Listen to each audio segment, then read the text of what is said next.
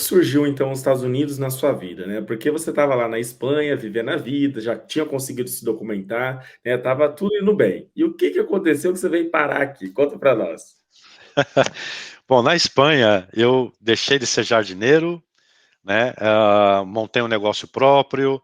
Depois o negócio foi mal e a gente acabou falindo com um sócio. Depois, eu consegui um trabalho numa empresa que trabalha com cigarros. Não sei se vocês sabem, lá no, na Espanha, você não é como no Brasil, que qualquer lugar pode vender cigarro. Existe um estabelecimento, como aqui nos Estados Unidos, só que ainda mais regulamentado. Aí existe um estabelecimento específico que trabalha com venda de cigarros e qualquer coisa relacionada a tabaco, né? Então eles chamam de estanco. Então eu trabalhava numa empresa que tinha vários estancos e que a gente trabalhava também. Outra coisa que não sei se tem no Brasil, mas que tem muito na Espanha, são máquinas dispensadoras de tabaco. Você vai lá, coloca o dinheiro, coloca moedas ou cartão de crédito, e tem lá os tipos de cigarro que você são os mais comuns, né? E você pode comprar o teu cigarro lá. E essas máquinas ficam em locais públicos, mas principalmente em restaurantes e bares. E como na Espanha a cultura do tabaco é muito forte, e os bares também é outra cultura muito forte na Espanha, tem muito. Dizem que tem, parece que alguns dizem que tem um bar para cada 5 espanhóis na Espanha, né? É um exagero, mas é uma forma gráfica de dizer as coisas, né? Então eu estava lá, tinha um bom trabalho já, eu trabalhava nessa empresa. Essa empresa me permitiu conhecer outros países. Fui a trabalho à China e a Senegal, na África e a China. Eu passei quase um mês na China. Mas antes de entrar nessa empresa, foi quando a minha empresa que eu montei lá na Espanha faliu. Foi também quando eu me separei da minha companheira lá na Espanha, que era espanhola. E aí eu decidi ir para os Estados Unidos. Isso fazem 5, 6 anos atrás. Falei, bom, eu tenho muitos amigos aqui, e aí me convidaram para visitar, e eu acabei indo para Utah, Salt Lake. E passei 2 meses em Salt Lake, em pleno verão. Não me adaptei, passei muito mal. O clima lá, realmente, no verão, Muito é um, quente? não é quente, é extremamente quente e extremamente seco, Hum. né? Que eu sei que neva Você bastante não. lá, né? No frio é extremamente frio também, neva muito, mas no verão, principalmente em Salt Lake, é muito, muito, muito seco. É aquele tipo de coisa que você sai para correr, você morre de cansaço e você não tem nenhuma gota de suor, porque não sai, não é super seco. Então eu não me adaptei, gostei muito, tenho vários amigos que vivem lá e tal, mas aí eu decidi voltar para a Espanha e acabei voltando para a Espanha. Só que no tempo que eu estava lá, isso. E uma dúvida, porque só para a galera entender também, e quando você veio da Espanha para os Estados Unidos, você entrou com visto brasileiro ou espanhol? Como que funciona para a galera saber? Perfeito.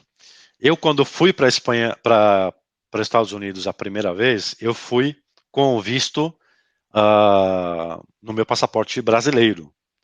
Por quê? Nessa época eu ainda não era espanhol, não tinha nacionalidade espanhola, não tinha optado por isso. Eu só estava vivendo legalmente na Espanha, né?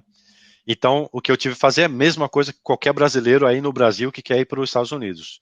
Fazer a aplicação online, mandar os documentos e depois pagar e ter uma entrevista no consulado americano. Então eu fiz exatamente esse processo.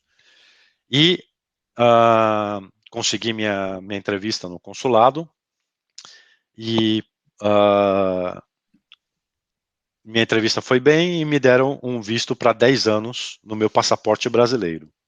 né? Você acredita que o fato de você ter morado, estar morando na Espanha legalmente contribuiu para você? Porque muita gente é uma roleta russa o visto, né? Algumas pessoas têm um perfil bom, mas são negadas, outras têm um perfil mais ou menos e são aprovadas. O que você acha que contribuiu na época?